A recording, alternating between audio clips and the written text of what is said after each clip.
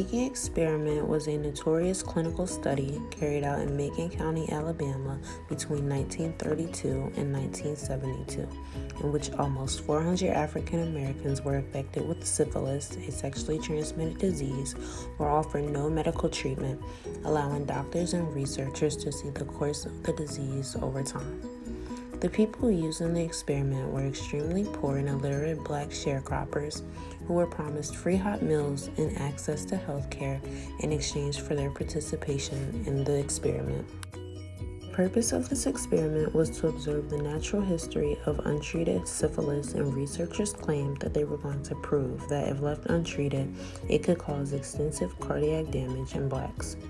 Researchers of the experiment claimed that they were performing valuable research on the disease, but even at the time, many people doubt this, especially when penicillin treatment became available to combat the disease in 1947.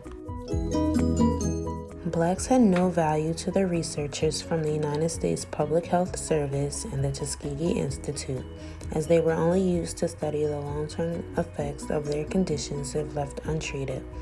The study was done without proper informed consent of participants.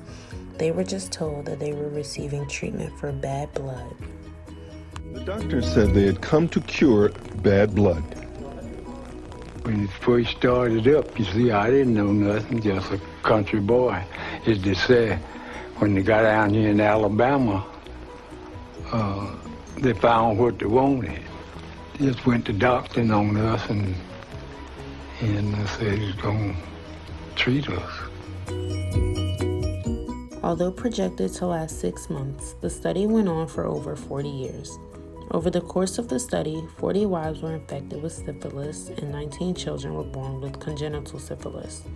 A number of the men died extremely painful and prolonged deaths as a result of the untreated syphilis, and some of the researchers on the program began to doubt its merits. Events of the experiment triggered extensive ethics legislation, including the National Research Act, and the experiment attracted a great deal of public attention also.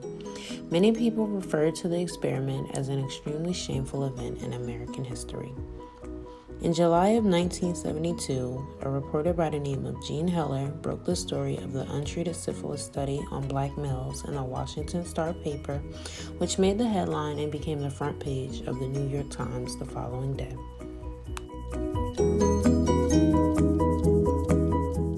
In 1997, 65 years after the initial start, President Clinton issued a formal apology to the last remaining victims of the Tuskegee study of untreated syphilis and called it the longest non-therapeutic experiment on human beings.